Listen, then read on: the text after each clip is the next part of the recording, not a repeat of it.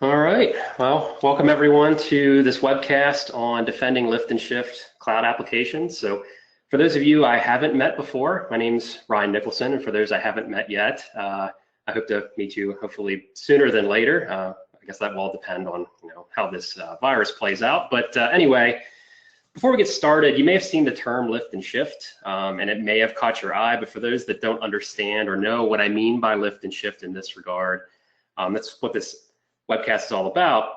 It's simply when organizations move an application from one environment to another without stopping to redesign that application. So it's essentially that. Whatever I'm running on premise, I'm going to be running that in the cloud in this case. And that's a lot of the ways that organizations are initially, dipping their toes into the shallow end of the pool, if you will, for cloud, is moving those applications directly into the cloud as they are. But with that, there's going to be a lot of different challenges, specifically from the networking perspective, that we're losing, and I'm doing air quotes and you can't see them right now, that we're losing to some degree if we're not careful when we move these applications to the cloud. So that's what this talk is all about. What can we do as defenders to adequately prevent, detect, and I even have a module on responding to different threats that may be existing in these cloud environments. So here's what the agenda is going to look like. First, a really brief introduction on who I am, again, for those that I haven't run across or met before in my teachings with SANS or in my prior employment.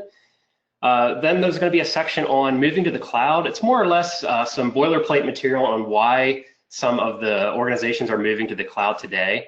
If you were here a little early, you probably saw the SANS cloud curriculum, and that's something in Sec 488. Spoiler alert, I'm one of the co-authors for that, which I'll get to, that we do talk about in day one, is why is there such an interest in the cloud and why are folks moving there, which leads us as defenders to have to really adapt rather rapidly to protect these cloud workloads that are out there. I'm going to cover down a very simplistic case study, which in my experience is very, very common for those that are first moving into cloud, and it's going to be a public-facing web application. Now that's obviously not the end-all be-all when it comes to what I mean by cloud applications or cloud-based applications, but it's a good starting point to show the strengths and weaknesses that comes with cloud when you move these services out to a cloud provider. You may see on there like GCP, why is this guy talking about Google Cloud Platform? Well, nobody really does, to be quite honest, and a lot of the things that I'm going to be talking about do carry over to the other vendors as well. You get the big three, if you will, Amazon Web Services or AWS, Azure from Microsoft, and yes, I say Azure, not Azure, I'm not that fancy, and then Google Cloud Platform. A lot of the services I'm going to talk about, as I mentioned, they do have more or less in all three environments the same capability. It just might be named something ever so slightly differently, like packet mirroring versus traffic mirroring, things of that nature. But again, I like Google Cloud Platform personally. Nobody really talks about it, so I just decided to choose that as my vendor for my example. So I'm going to be talking through some of the services that can help us as defenders to help prevent, detect, and respond to these attacks to our workloads. Also going to cover down on a very unique technique that I fell in love with that I was using on premise before, but I had to think of a way to utilize this in the cloud. So it's awesome. I love that particular portion of my, not to discount the rest of this talk, but just hold on for that one. It's going to be some really awesome stuff using some tried and true techniques into the cloud space to further respond to some of the attacks that we may be seeing along the way. And of course, some slides on some concluding thoughts that I personally have as well. And then at the very end, of course, if you have any questions, there should be a questions area in your GoToWebinar where you can feel free to type those out. I probably won't be addressing them in real time, as I'm speaking. Let's say if I'm on slide 5 and a question pops in, that question's probably going to have to wait to be answered until the very end, but I will try to get to as many as I can, depending on how much time I have left at the end. All right. So first of all, who am I? As of very recently, I actually have the plaque on my wall. As of May 6th, 2020, I'm now a SANS certified instructor. So awesome stuff. It's my proudest achievement thus far in my career, to be quite honest. And that's putting it very mildly. I've got a master's degree. I don't want to harp on that too much. I've got loads of certifications, but among all else, I'm a SANS certified instructor. Very, very, very proud of that. It's a lot of hard work, and I'd like to think that it paid off. So I mentioned before, I'm also the co-author of Sec 488. Cloud Security Essentials, along with Kyle Dickinson. He's done a fantastic job with his material. I like to think I did as well. Brand new class for the cloud curriculum, and is really, if you're getting into cloud security via SANS, that's going to be your first step of your journey. Unless, of course, you're one of those very advanced cloud security professionals, you would probably want to jump into something at a 500 level course. But 488's there for everyone that's either first timers into the cloud, or maybe they've been operating in the cloud to some degree, but want to learn a little more about cloud security and what you can do to further lock down the services and so on. My day job, I'm the SANS Senior Technical Advisor supporting the Blue Team operations side of the house. So yes, I write courseware for cloud. I primarily thus far has taught for the Blue Team, and I also support the Blue Team during my day job, which really amounts to anything Eric Conrad and Seth Meisner tell me to do, I will gladly do it. Anywhere from building data sets to building VMs to helping with lab testing, just all kinds of great stuff supporting the SANS Blue Team. Also a self-renowned certification junkie. I fell into a trap early on in my career, and I overcorrected that gap where I only got the certifications that were required of me to do my job, because otherwise I wouldn't have that job. It was a prerequisite for the position, so I got the certification and fell into that trap, as you see on the next bullet, many government employees tend to do. Just didn't really try to advance myself very much, but I realized that was a problem relatively quickly within a couple years, and just overcorrected and just went absolutely nuts with the certifications. And lastly, I put recovering government employee and contractor. That essentially means I was in the government, which I normally, most folks do this the complete opposite of how I do things, which if you get to know me, that's how I operate. I do things quite differently.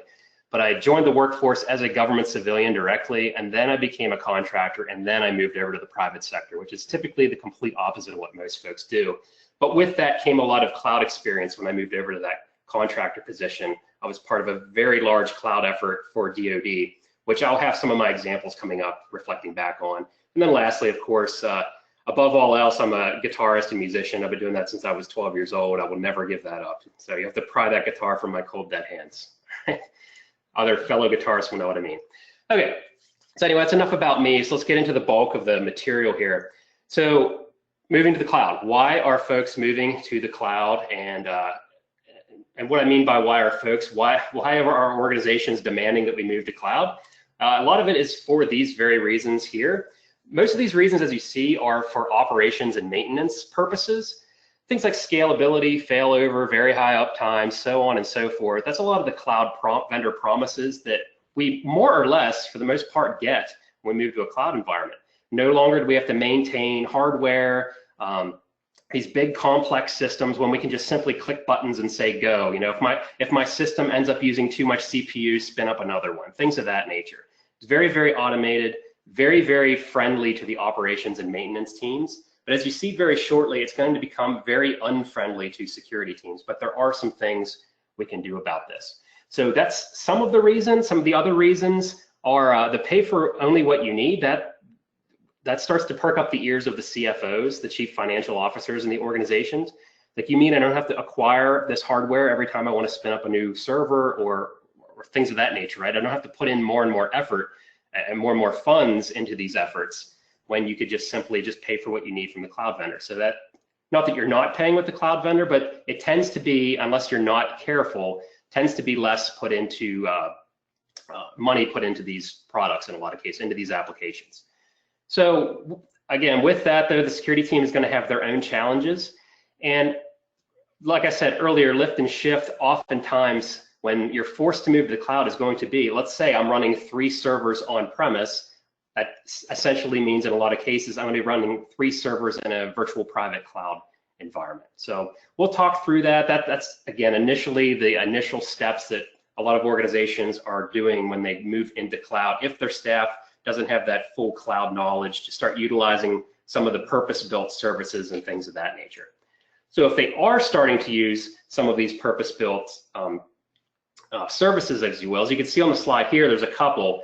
The first one being with a web server, for example, if you're just simply hosting static content, right?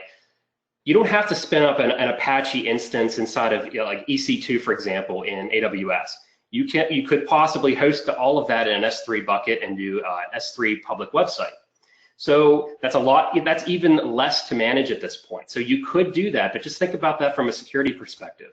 How am I getting logs off of this system now? What do the logs look like? What should I be paying attention to? Things of that nature. So when we're moving away from even lift and shift, the challenges just get ramped up that much further. And that's something in Sec 488 that we really deep dive into a lot of these use cases and what if type scenarios.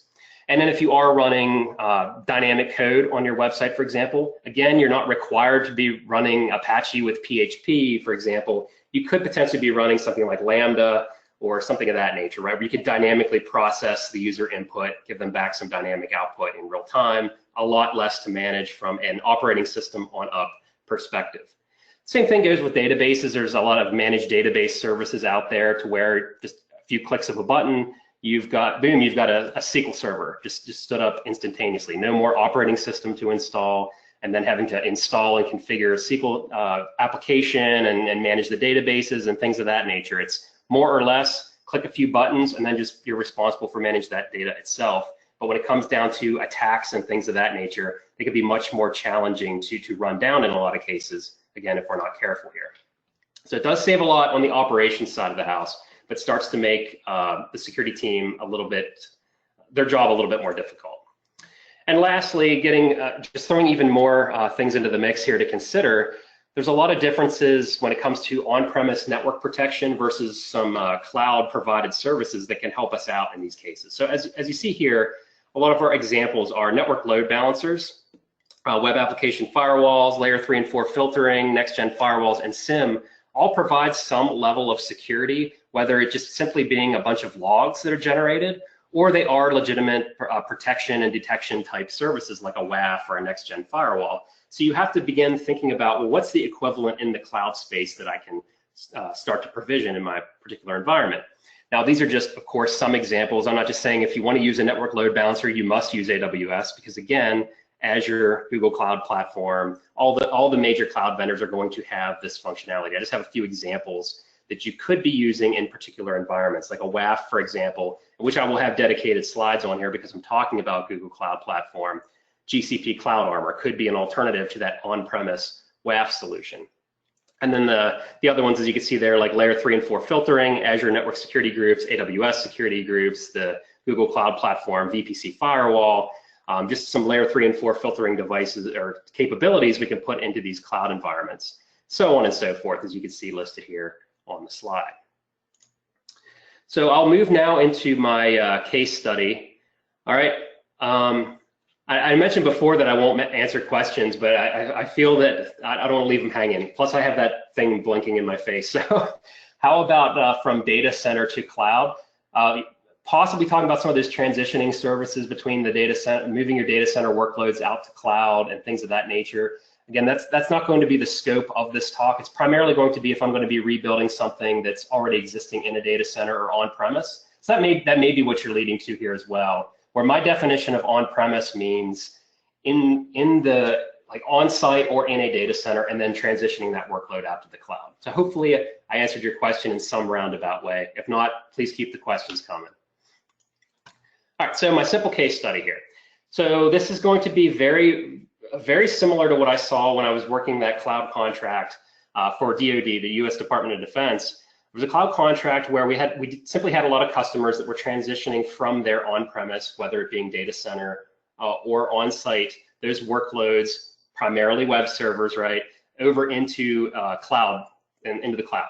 So the cloud being, in our case, AWS, GovCloud, or Azure Government, but just simply moving from on-premise to cloud is simply what I saw an awful lot of. So a lot of it reigns true here with the following discussion. So here's my simple case study. This is our before picture. So you can see my art skills here. I didn't want to highlight it, try to draw out an entire network map, but this is very simplistically put. We have an attacker here on the internet, right? So this is my attack case study, if you will. They're coming through the internet in an on-premise environment or in a data center environment. Again, this is very simplistic. They're going to be coming through some sort of firewall, likely a next-gen firewall. So there's our first line of defense, right? That could be doing a number of things. If you've ever taken Sec 530, for example, which is the primary course that I teach now, we cover a lot of different capabilities that these next-gen firewalls could potentially be doing for us. Network antivirus, they could have built-in IPS, they could be doing IDS, your basic firewall rule sets, application detection, things of that nature, right? A whole host of things. We're getting visibility here in our on-premise environment. From there, if the traffic passes all the checks and balances, it would then have to go through another security device if we have an intrusion detection system deployed. And even so, these web servers that I have here, these could also be behind a web application firewall. They could also be behind, at the very least, some sort of reverse proxy that could have even more, at the very least, logging, but even more defensive capabilities involved here. So as you can see, there's a lot going on in regard to security, and this is, to be quite honest, how a lot of these setups are on in-premise environments. We're doing pretty well, I would say, as a community from the attackers coming inbound. Now, every time I say something like that, there's some humongous hack that happens the very next day or later in that day. But I can confidently say, for the most part, protecting things from a service side perspective, where the service itself is being attacked, we're doing an okay job. Now, don't get me started on phishing and client-side attacks, because that's not the scope of this talk either. But for on-premise, we're doing okay. But then when we transition to cloud, a lot of things change. Our attacker, again, sitting on the internet, but now so are our web servers. And if we're doing just simple lift and shift of that web server application, we're losing a lot of those things that we previously had inside of our network. Notice that the DMZ is no longer here. The attacker's going through the internet and just straight out to these, in this case, Google Cloud Platform, directly to our web servers in this case. Now, there's obviously a lot of best practices we can be putting into place here.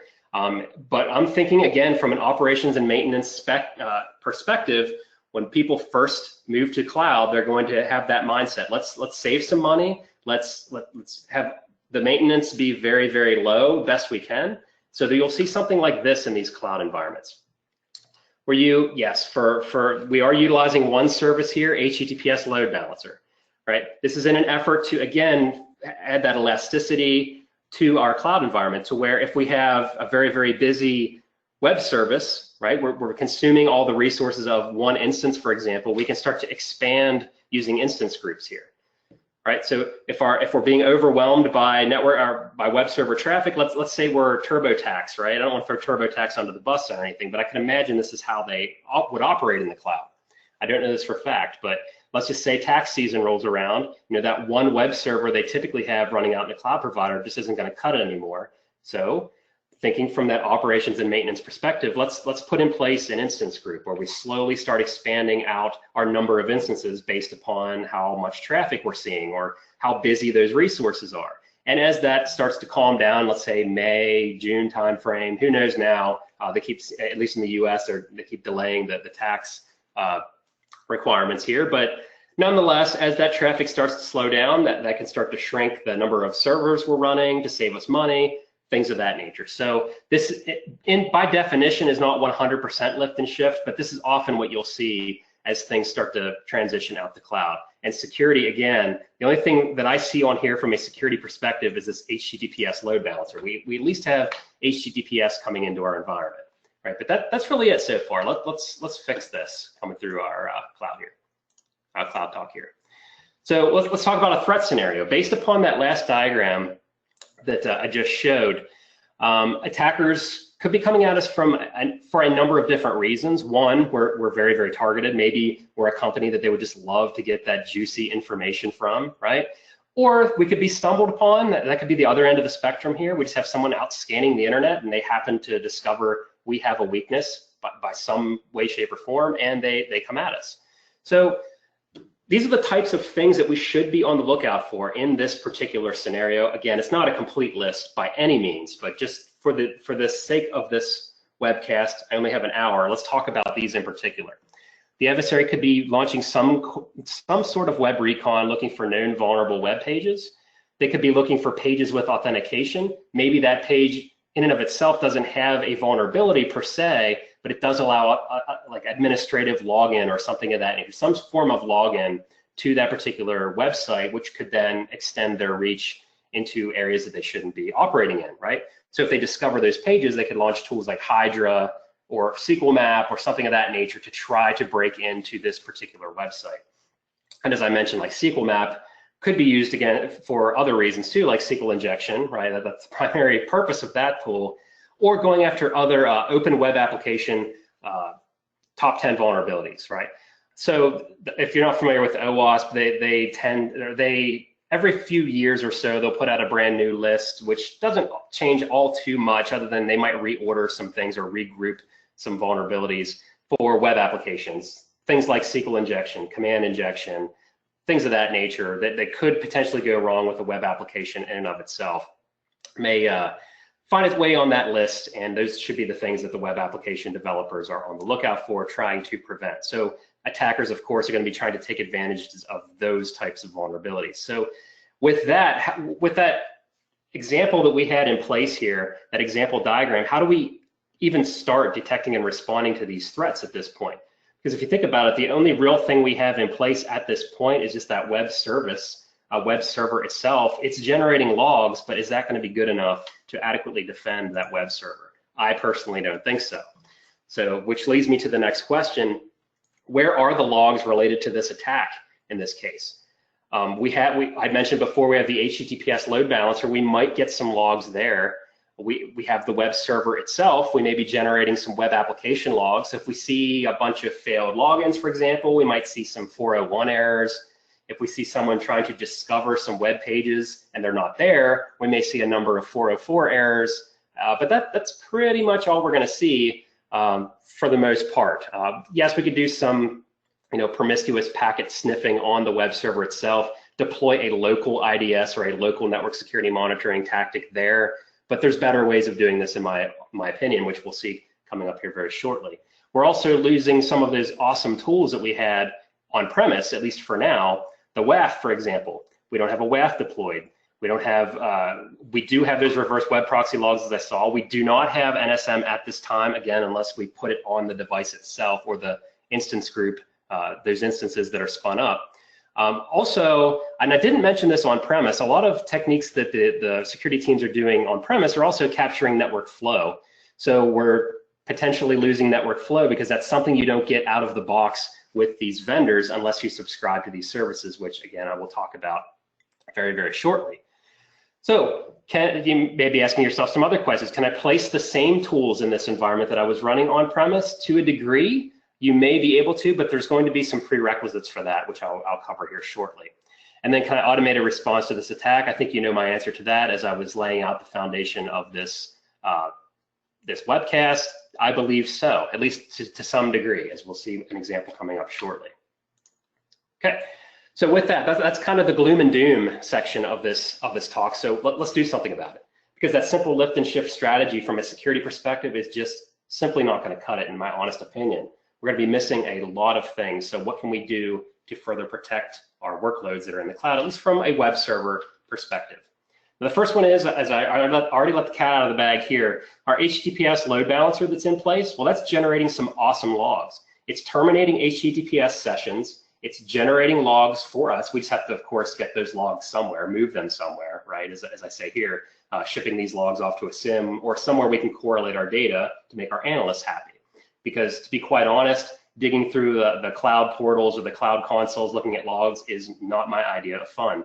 So we are generating these logs because, again, they're terminating these sessions. They're seeing that plain text, and they're generating some pretty nice logs for us. They're not complete, like we're not seeing the actual payload that's underneath in a lot of cases, but we are seeing the high level stuff, like there's 404 errors that are being responded back to. We're seeing like timestamps and very, very useful things, as I'll show on the very next slide coming up. And I do have a note here. If we went serverless, I mentioned what serverless was, just another reminder to say that if we were going serverless, we may have to look elsewhere.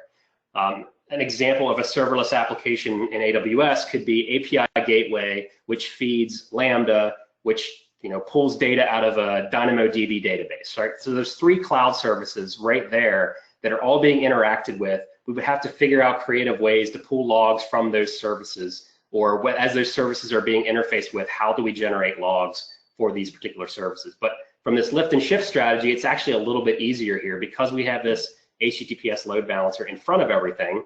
We've got that those access requests coming from our attacker, at least when it comes from HTTP, right? So here's what these logs actually look like in Google Cloud Platform. Again, very, very similar in the other vendors. You're going to get very similar information, and you could break these apart, as you can see with the arrow on the left there.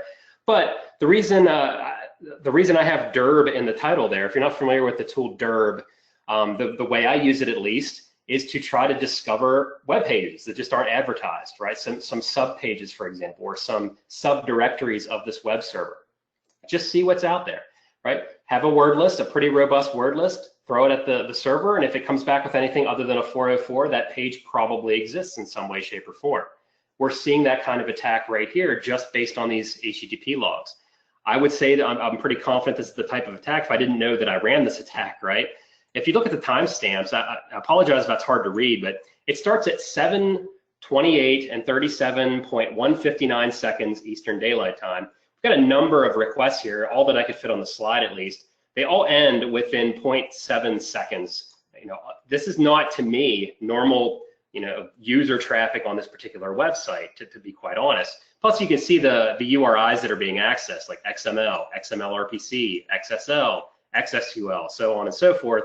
Looks to me like this would be some sort of dictionary attack against my web server, so some things stick out. I thought this was pretty interesting too. By default, dirb chooses its user agent as IE6. Just thought that was kind of comical. Not to say if you see IE6, someone's scanning you with dirb. That could likely be the case though. There's not too many people using this guy anymore, so just throwing that out there. But with these logs, these can be very, very powerful for us to start to get that early warning system of some attacks that are coming our way. What else though? So I talked about that's primarily obviously going to be web-based attacks, but what about everything else? What if they discover this system, but they start coming at us against other ports, other protocols? What if they do compromise the website and these, those HTTPS proxy logs just aren't good enough to determine that that is in fact an exploit or an attack that was successful? What other things can we be looking for? Well, flow, which again is not on by default, but you can simply turn that on as well to capture. If you're unfamiliar with flow data, you get a lot of great layer 3, layer 4 type information here. Who's the sending source address? Who's the server on the other end? What ports were used? How many bytes were sent between the two?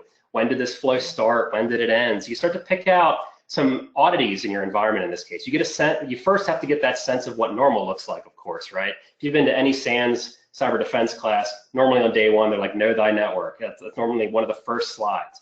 That's especially true here. You start to understand what normal flow looks like in your cloud environment, and you can start to pick out those anomalies. If all of a sudden your web server is talking out on port 444 TCP, that's very, very strange, right? That's not normal. So you start to pick out some of those oddities and start to investigate what's going on here.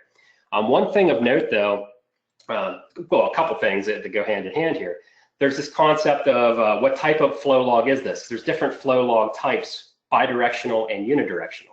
Now with GCP and AWS, I'm certain they use what's called unidirectional flow logs. Let me first describe what bidirectional means, and this is probably what you're more familiar with when you're looking at flow data. This is essentially the entire flow between two hosts. It's all captured in one record. So if I initiate a connection to a server, I will show up as the source IP, the server will show up as the destination IP, the server's well-known port in most cases will be the destination port, so on and so forth. That's one log. Until our connection is over, we'll generate that flow log, and it's just one log for our entire communication over that port and protocol. Unidirectional, however, is a bit different, and putting my analyst hat on, I'm definitely not a fan of these, but it's better than nothing, to be quite honest. With unidirectional, when I send, all the data I send from myself to the server is captured in one record. Everything coming from the server back to me is going to be in another flow record. So that can be a little confusing to run down. And to add insult to injury, the returning traffic, if you look at the data in the flow record, it's going to say source IP address. It will actually be the server. So it'll look like, for example, the server is making a connection back to me when that, in fact, is just that return traffic coming back. So that can be a little confusing to the analyst. They have to look for that companion record, if you will, to determine who the real source is in this case. But again, it's better than nothing here. So here's an example, and I glossed over some of the bullet points on the last slide because flow data can cost a good bit of money, especially if you have very busy VPCs. So you can imagine you have to pay to store all of this data. So if you're traversing 40 gigs of data inside your VPC a day, right, and you're trying to capture all of that flow data. Now, it's not going to, of course, be 40 gigs of data because it's just metadata about the network, but it's going to be a significant amount of data. You have to store that. So I broke this into two sections here because if you turn off what's called the additional metadata in Google Cloud Platform, you can cut down the amount of data you store. The other method is to sample your flow data, which I'm honestly not a fan of, because if you sample your data, you could be missing some things. It could just be that one connection that is in fact malicious. You could be missing that because that wasn't part of your sample, if you will. So this is what the typical flow data looks like when you don't turn on the additional metadata. And I think this is fine for most use cases. I'll show you that on the next slide, what that additional metadata looks like that you may or may not feel to be useful in your particular environment. But you get the heavy hitters here: the destination IPs and port, the source IPs and port, what protocol number is being used. So for those that are unaware, protocol 6 is TCP, right? So that's a TCP connection. And this just showcases my the pain point of those unidirectional flow logs, because if you look closely, the source IP and port looks like someone's connecting using port 22 to some ephemeral port. Well, this is actually the return traffic coming back from something running SSH. And I happen to know this because I generated this traffic. But otherwise, you'd have to dig through other logs and look for that companion record, look at timestamps to see which order this all came in and things of that nature. So it can get a little tricky to analyze. So this is what that additional metadata looks like as well here. So as you can see, you get some cloud specific information, like which instance did this actually, is this attributed to in this case? Like what's the VM name? What zone was this VM in? And you gotta love the project IDs that are just randomly generated by Google. It reminds me of Docker and how they just come up with very clever words in their word list. Like my project ID in this example is Angular Polygon 273914. And I just think that's pretty neat, right? It's cool stuff. It's better than just a bunch of hex numbers, right, that you see in some other providers of project IDs. You also see what region that lives in, so on and so forth. You also get some VPC information about the VPC itself. Nothing fancy here. You know, I just use my default VPC, so nothing really to see here. And just ignore that start time. That's still in that other piece as well. But the way I split this up for the screenshots, it didn't fit properly. So just ignore the start time. That's going to be in every record. So you get to see the start and the end time without having to see the additional metadata. So again, it's up to you. If you can store the data, it's not such a burden cost-wise. Probably doesn't hurt to save. If you find no use for it whatsoever, feel free to not bother with it.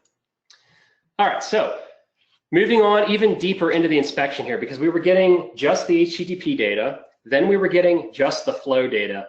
I want to start seeing payloads now. I want to see what's actually traversing in this payload itself. So how do I do this in the cloud?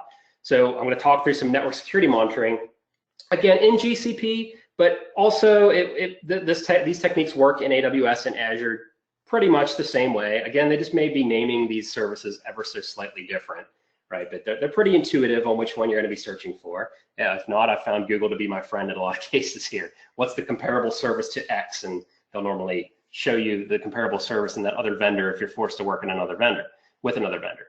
So before we do this fancy IDS stuff that I'm going to be talking about when I get into my automated response type of capability here, we have to first come up with a way to see this traffic. So we need to get that true network visibility. I should put air quotes in true because it's still not absolutely everything that we're going to be seeing here with packet mirroring, but it gives us the majority of what we need. I'll just leave it at that. It's not absolutely everything, but it's the most we can get at this time. So the first service I'm going to talk about is GCP packet mirroring here. This simply clones the traffic from a single instance or a set of instances or every instance in your VPC and sends that to another instance group, in this case, another group of instances. So there's a couple prerequisites that I find out the hard way typically when I'm starting to explore some of these services, to where you'll be digging into a service, you get most of the way configured through it, and it's like, oh, nope, you forgot to set this thing up, try again. So I'd laid this out here for your sake as well. If you try to stand up packet mirroring, you need to have a mirror source, which, as I mentioned, can be an instance or it can be subnets as well. And in our case here, these will be the web servers that we're trying to protect. You have to come up with a collector destination, which in this case, and again, found out the hard way, this needs to be an instance group, not a single instance. So, which can benefit the security team here as well, because if if we have a lot of traffic going on and we undersize our instance, for example, let's say we're going to put Suricata or Zeek or something of that nature on an instance, but we find that we're starting to overload the system. If we have an instance group instead, now we could start to do those cool elastic things that we were doing with the web server with our NSM devices here. If we start to expand, we have 2, 3, 4 servers more or less on the fly here, and handle that additional data and then scale that back down as the network calms down. Let's say we're busy 8 hours of the day, but then the other 16 hours aren't so busy. We can spin that down, save some money in the process, and not lose data, more importantly. And then there's also filtering. So you can filter based on protocols or IPs. The protocols, however, are limited to just TCP, UDP, and ICMP, which honestly is the majority of your traffic, but just be aware it's not everything. We ultimately do want it all, we just can't get it all, at least at the time of this writing. So I did have a problem though, and I don't want to call out any one vendor, but I will. GCP with their packet mirroring, I found out the hard way, again, you got to find out the hard way and it sticks with you, that proxy traffic that was headed to our instances, for whatever reason, because they do advertise that anything coming into or out of instances will be mirrored, but that traffic was not. Anything coming from the HTTPS proxy to the web instance was not mirrored. So the collector in this example never sees the GET requests, but it did see the 401s coming back. So the return traffic back to the HTTPS proxy was mirrored, but the traffic coming in wasn't. It just blows my mind why that's the case. I have no idea why to this day. So if you work for Google and you're on the line here, or you see this later on, this webcast, and you work at Google, throw me a bone here. I couldn't figure this one out. I had to do something like this. I had to do some fancy stuff with IP tables. That's really as far as I want to go with this. I want to sum this up very basically. So I had 2 web servers running in my web server instance group. Let's call them web server A and web server B. If web server A received the traffic from the HTTPS proxy, that's why there's subnets are listed there. Those are the known Google Cloud Platform HTTPS proxy space that these things would be seeing. If it receives that traffic, it will forward that traffic over to web server B, because now I have traffic, I'm mirroring my own traffic at this point. I have traffic going from web server A to web server B. It's no longer coming directly from the HTTPS load balancer. So it will be mirrored and sent further on down the line to my IDS. It was a really hokey workaround. If I'm doing flow logging here as well, I'm generating basically duplicate data. It's not the most efficient thing in the world, and I will come out and say that, but that's the only way I was able to find that I was able to grab that initial traffic coming from the HTTPS proxy. But hopefully there is a fix for that, or maybe I was doing something wrong, who knows. I did a cool exercise in IP tables routing, right, if anything. Okay, so that was a lot of detection talk. I'm going to move in very briefly to prevention, and then I'm going to wrap up with some active response type stuff here. But first, I want to cover our gap that we had previously. There was no WAF when we moved into the cloud. Well, there is a WAF service, GCP Cloud Armor, that we could put into place. We could do very basic blocks like IP addresses, specific request methods, all the way down to the payloads that are coming in as well. Cloud Armor does integrate with the HTTPS proxy, so it does see the plain text data. So that's awesome. We can start to, we can even go down to like, if this is an authentication page and we only expect a username to have lowercase characters in it, we can set up a rule to basically say, only allow this post variable of username to have lowercase characters using regex, of course. If you see anything else, block it. You get very, very granular with these Cloud Armor rules here. That way the data never gets to the web server instance.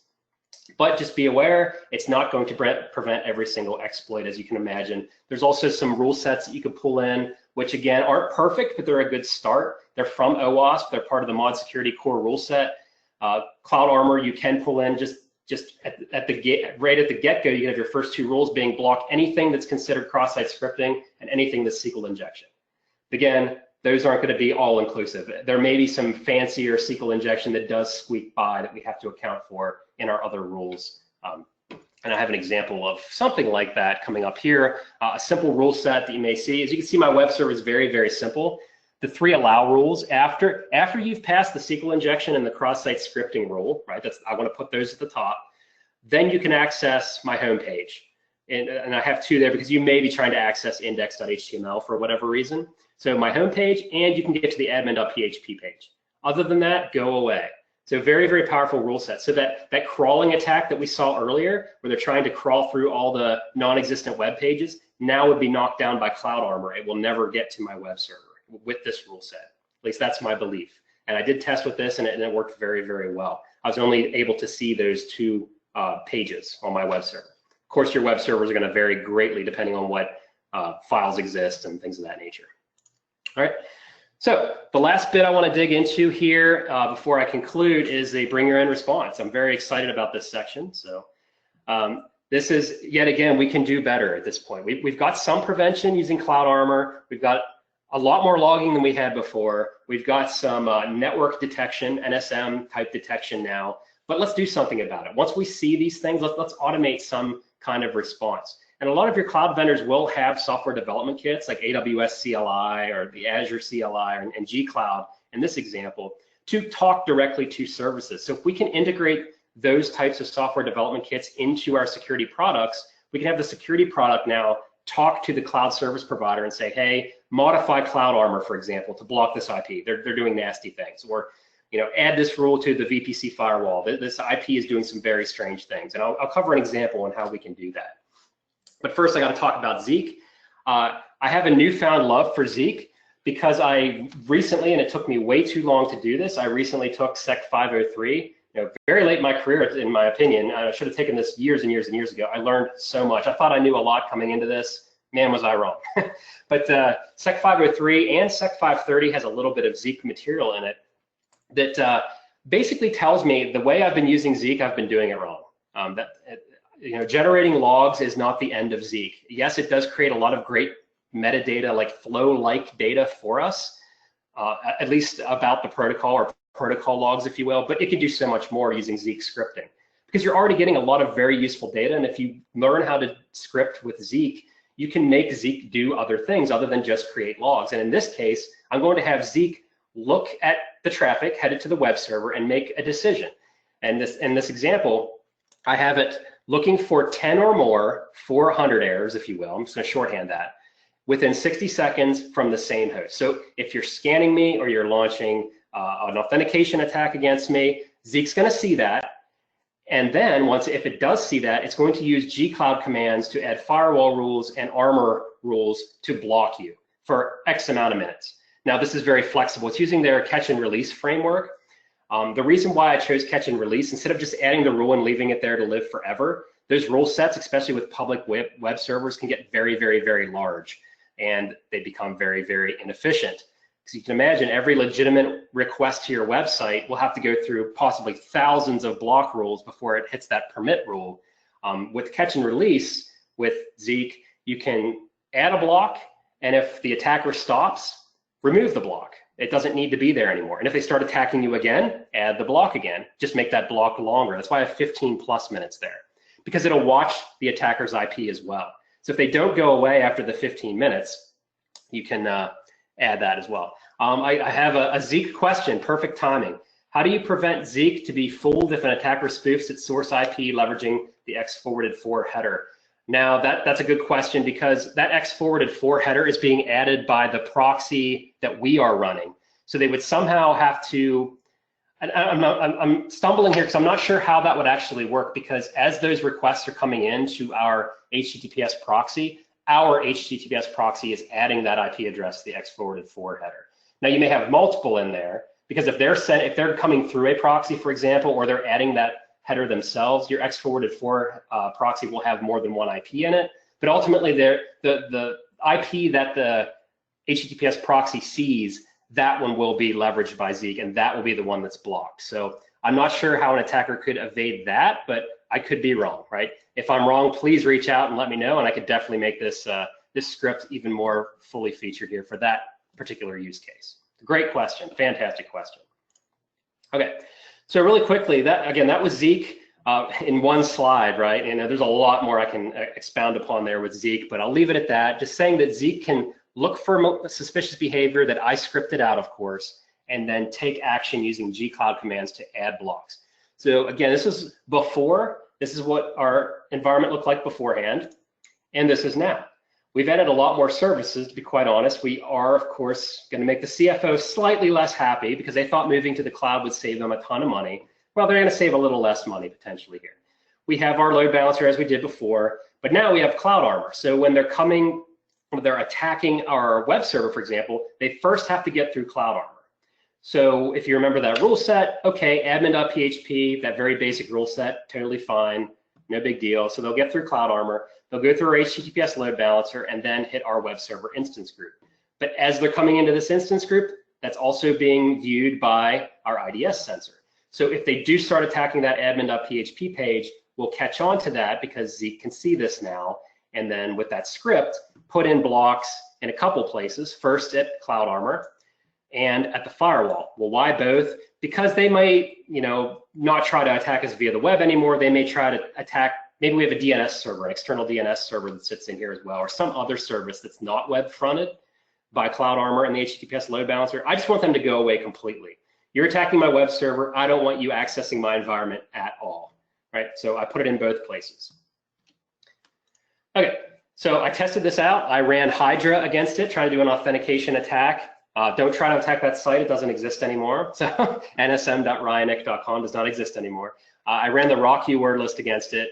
And I also was watching the net control catch and release log that Zeek would, typically that would be where it ends, but I added that script to not only detect these attacks, but run commands as well to interact with GCP and knock down these connections.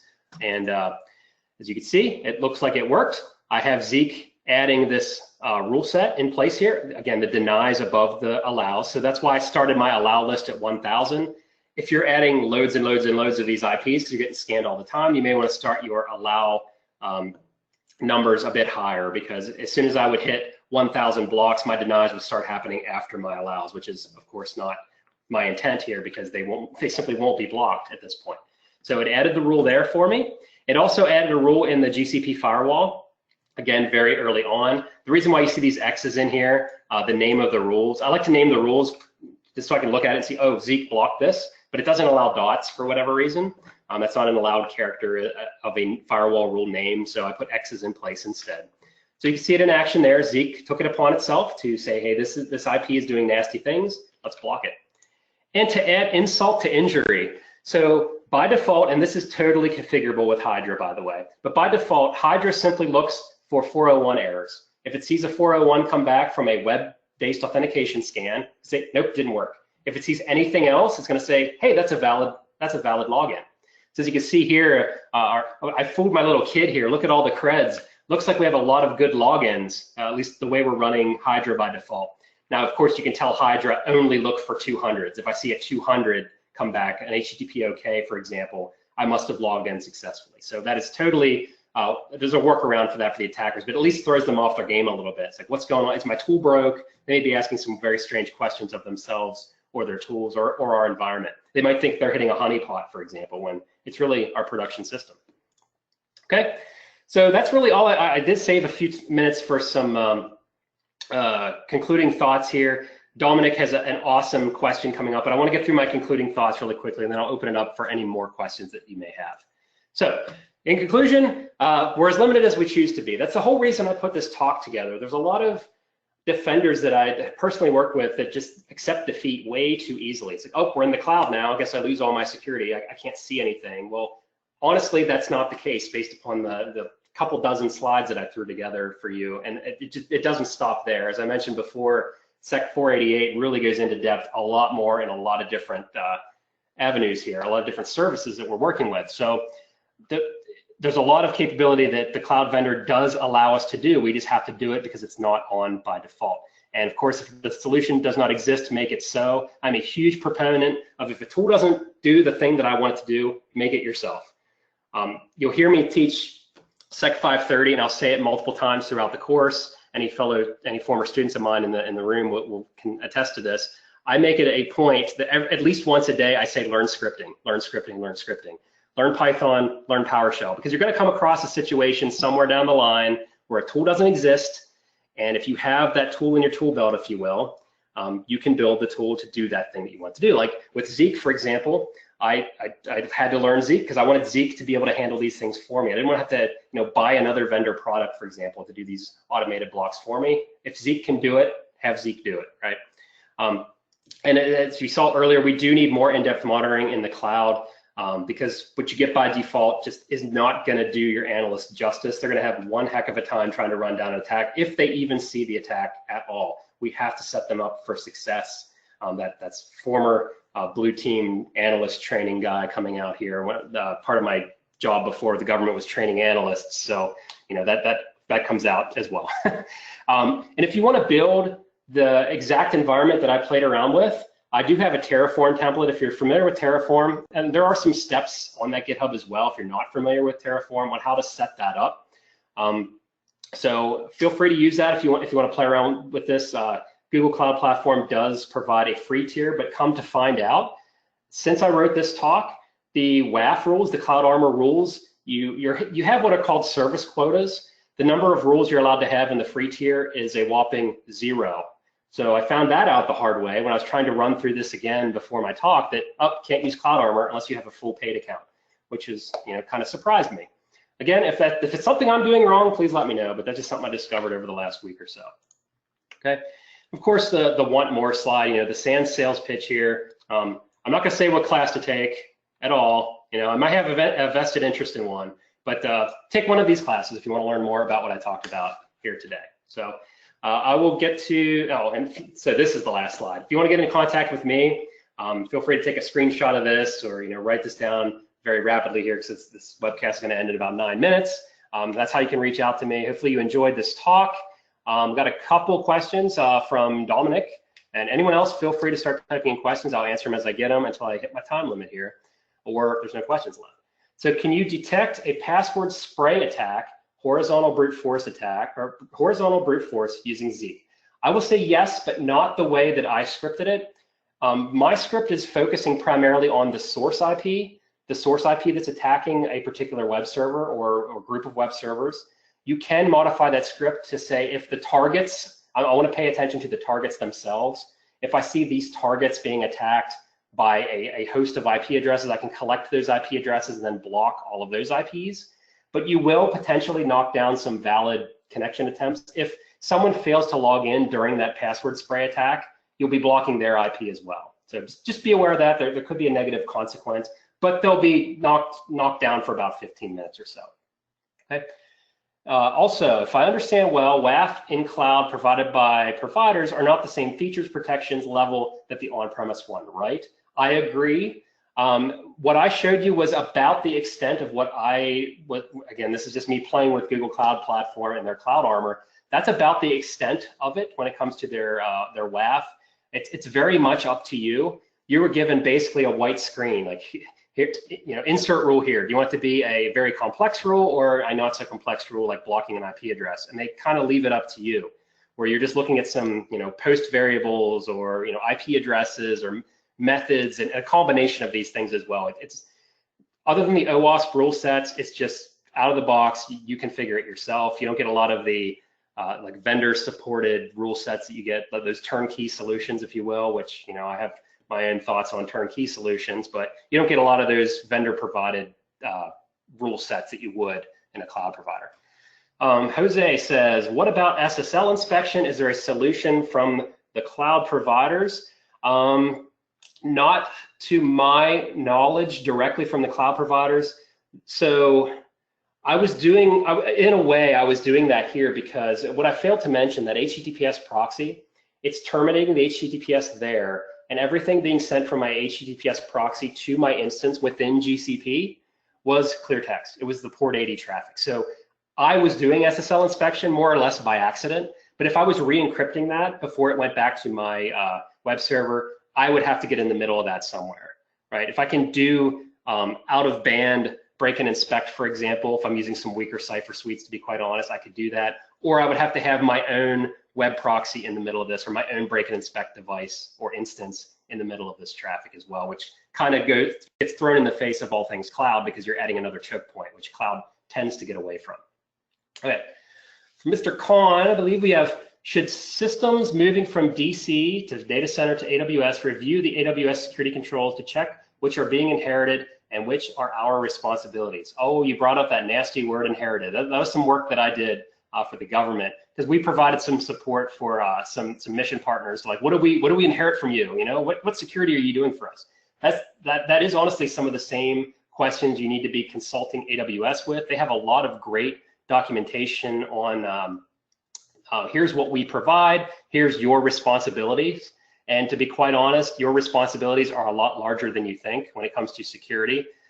A lot of it is on you. You may hear things like, you know, AWS gets a bad rap for those public-facing S3 buckets, right? That's not Amazon's fault. That's the customer's fault. Amazon gives you tons of capability to lock that stuff down, but it's up to the customer to fully inherit all of the security here, right? I knew you would remind me of some past work. Thanks. Awesome. Okay, I'm not seeing any more questions. So I think that's all I have for now. I'll give you back 4.5 minutes or so. And thanks, Yossi, for the comment. Really good session. I agree. So with that, that's all I really have. I don't know if the organizers wanted to say anything else or if we'll just end it here.